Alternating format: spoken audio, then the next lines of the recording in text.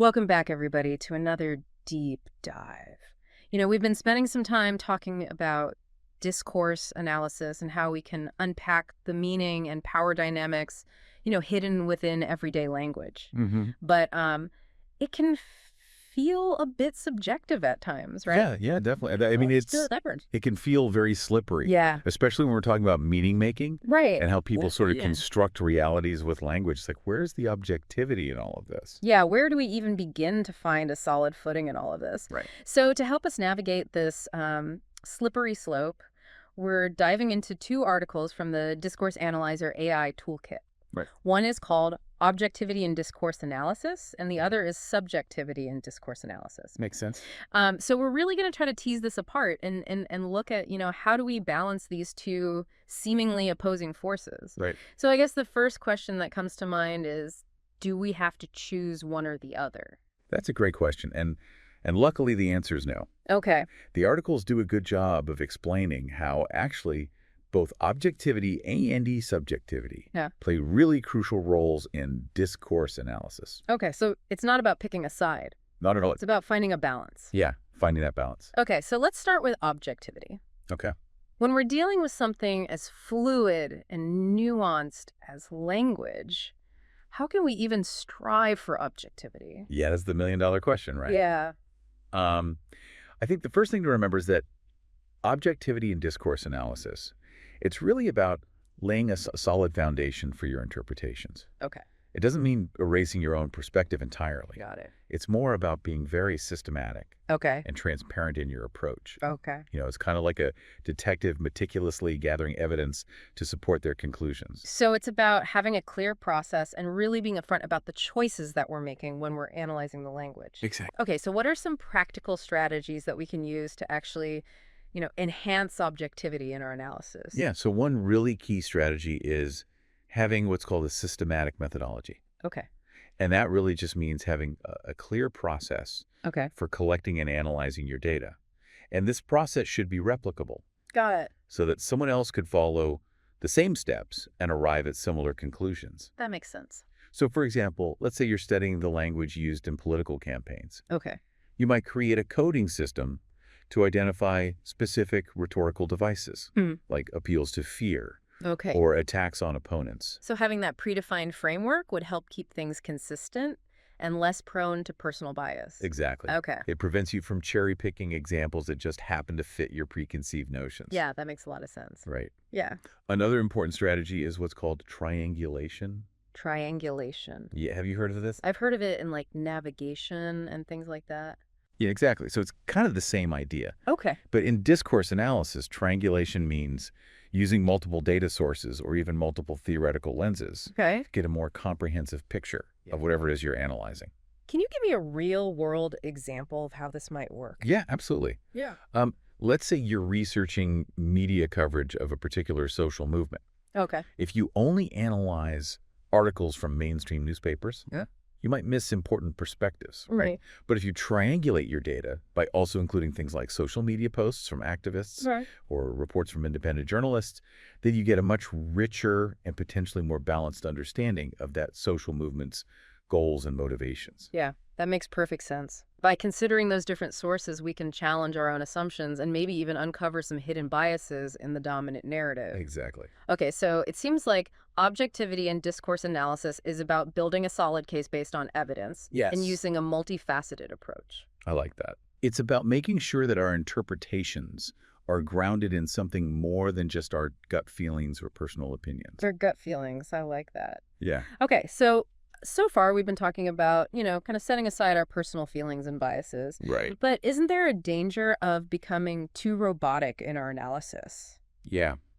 Do we have to completely suppress our own unique perspectives? That's where subjectivity comes in. Okay. And I think contrary to what some people might think, subjectivity is not the enemy of good discourse analysis. Okay. In fact, it can be a really powerful tool for uncovering deeper meanings and challenging those dominant narratives that we were just talking about. So how do we reconcile those two things? Right. How do we embrace our subjectivity without letting it completely take over? Yeah, so I think the key is recognizing that our own subjective experiences and perspectives can actually enrich our analysis. Okay. They bring unique insights to the table. Interesting. So it's about harnessing the power of those individual lenses that we have while still adhering to rigorous methods. Exactly. It's a balancing act. A balancing act. Okay. Can you elaborate a little bit on how subjectivity can actually be an asset in discourse analysis? Yeah, so think about it this way. When we analyze any text or any speech, our personal experiences, our cultural background, our values, all of those things can inform how we interpret what we're seeing, right? Yeah. So for example, someone who has experienced discrimination firsthand Okay. might be much more attuned to subtle forms of prejudice in language Okay. than someone who hasn't had those lived experiences. So our own lived experiences become like these specialized lenses Exactly. that can help us see things that others might miss. I love that analogy. Yeah. I think that's a great way to put it. Another example, let's say you're analyzing a film. Okay.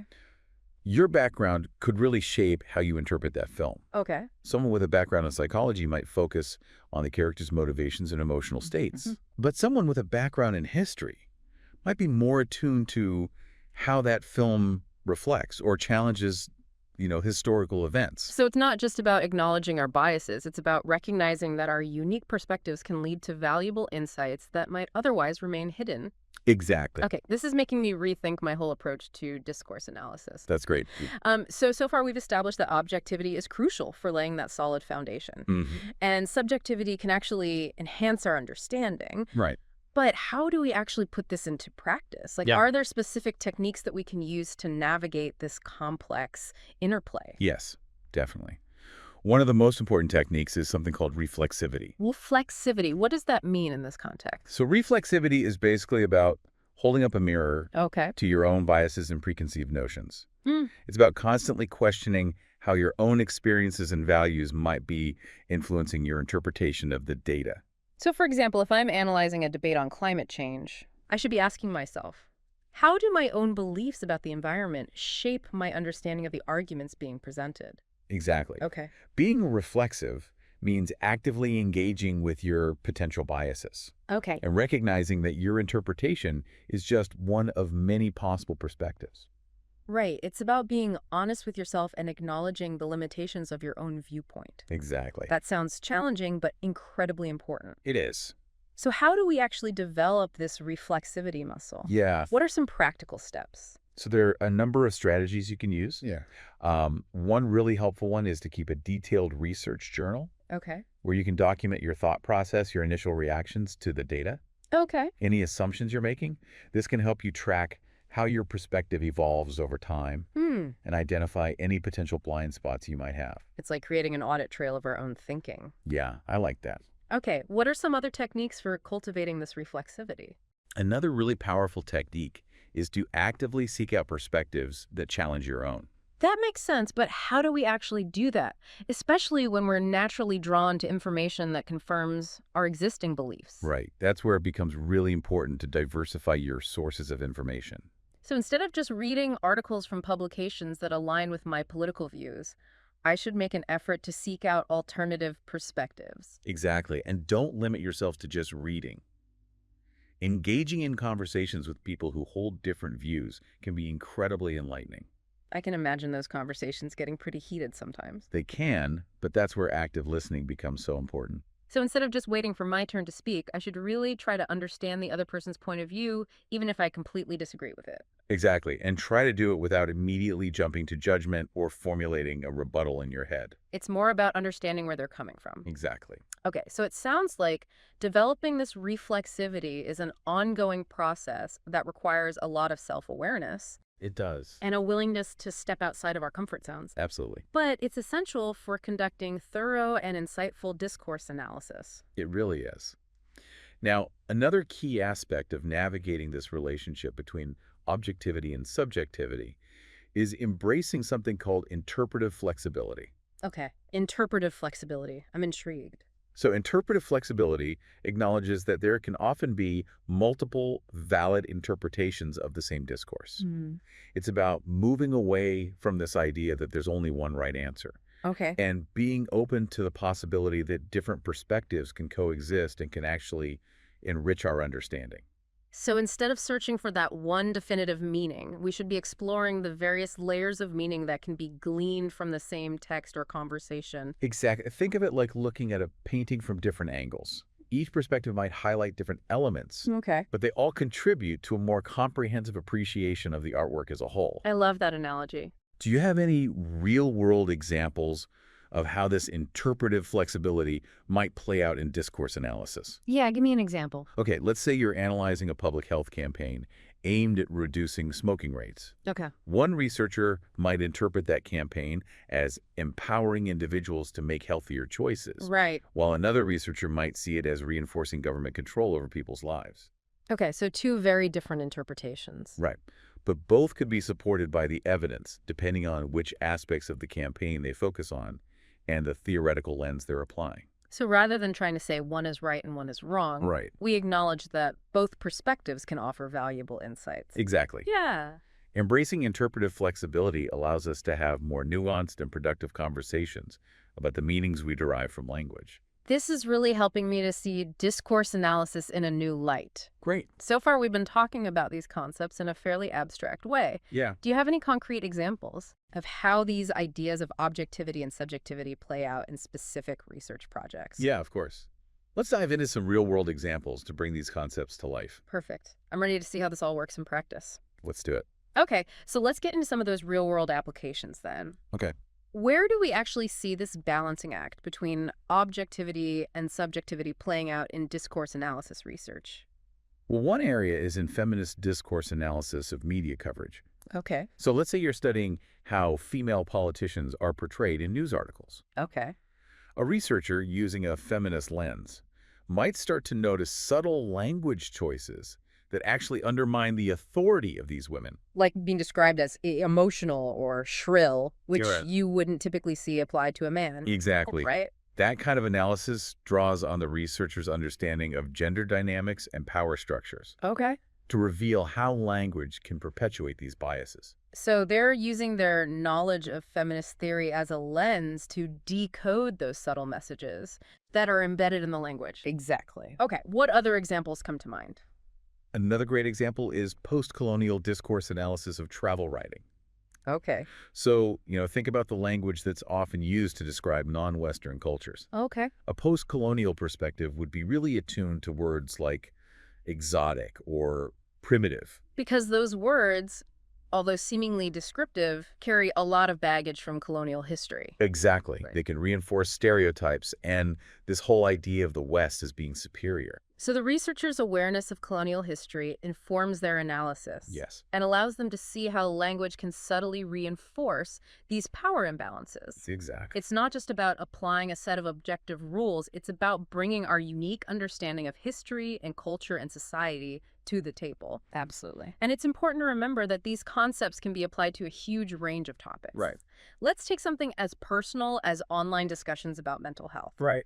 This is an area where personal experience could really shape the analysis. For sure, someone who has personally experienced mental health stigma Okay.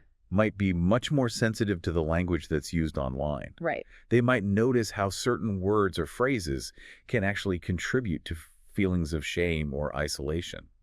So their lived experience allows them to pick up on nuances that somebody else might miss. Exactly. And this highlights the importance of acknowledging what we call the researcher's positionality, Okay. which is basically how their own background and experiences shape their interpretations. So each researcher brings their own set of lenses to the analysis, Yeah. shaped by their life experiences and their areas of expertise. Exactly. Now, while we've been talking about the value of subjectivity, Mhm. we also need to be mindful of the potential pitfalls. Yes, definitely. Because while our unique perspectives can be really illuminating, they can also lead us astray if we're not careful. Absolutely. So how do we guard against that? Well, this is where strategies like triangulation that we talked about earlier become really important.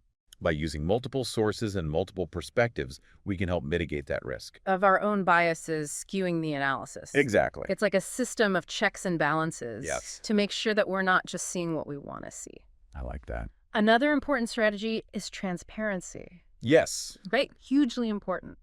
If we're clear about our methodology Mm-hmm. and our thought processes, Mm-hmm. we make our analysis open to scrutiny. Mhm. so that other people can assess whether or not our interpretations are valid. It's like inviting others to look through our analytical lens and see how we arrived at our conclusions. Yeah, and that transparency can help build trust. Mm-hmm. It ensures that our analysis is grounded in those rigorous methods. Yes. Even when we are incorporating those subjective insights. Absolutely. So we've explored kind of the what and the why of objectivity and subjectivity. Exactly. What are some key takeaways for somebody who wants to actually apply these concepts to their own work? Well, I think the biggest takeaway is that discourse analysis really is a dance between objectivity and subjectivity. Okay. It's not about choosing one over the other. It's about understanding how they work together. It's about finding that sweet spot.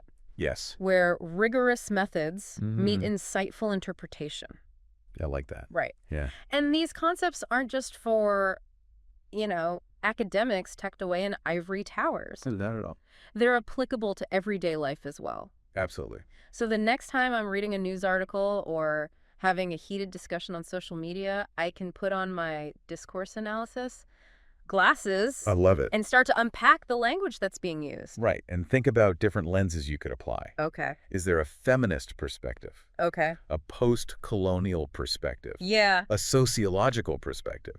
That might shed light on what's going on. On those power dynamics. Exactly. Okay. It's like having a toolkit for decoding those hidden messages in the language we encounter every day. This has been really enlightening. Good. But before we wrap up, I want to leave our listener with a final thought to ponder. Okay. So we've been talking about analyzing political speeches and media coverage, even online discussions. Right.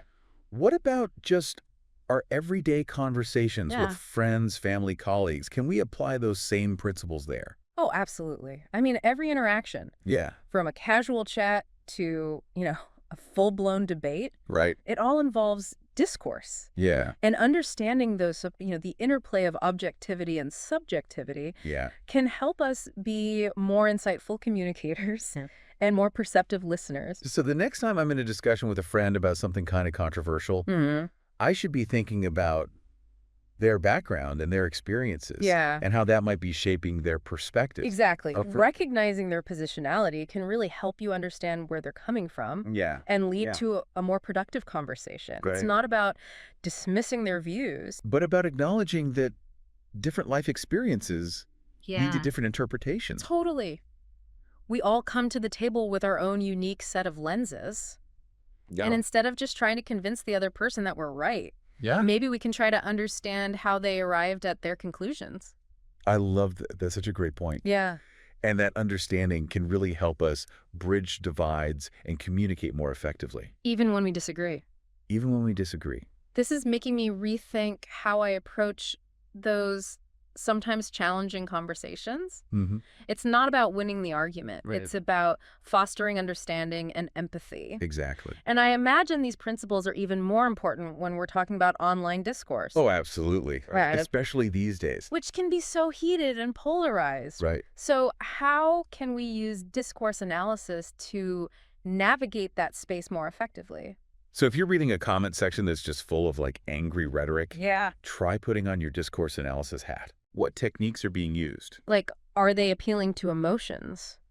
Or using fear tactics? Yeah. Trying to silence other voices? Exactly.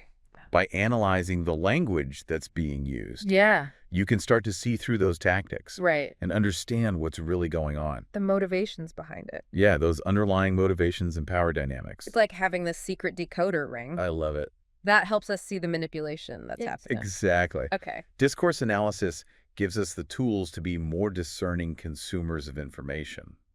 Especially in those online spaces where misinformation can run rampant. Absolutely. Wow, this has been an incredible deep dive. It has. We've gone from those theoretical concepts to practical strategies. And I feel like I have this whole new set of tools for understanding how language shapes our world. That's the beauty of discourse analysis. Yeah. It's so intellectually stimulating, but also incredibly practical. It helps us navigate the complexities of communication with more awareness and understanding.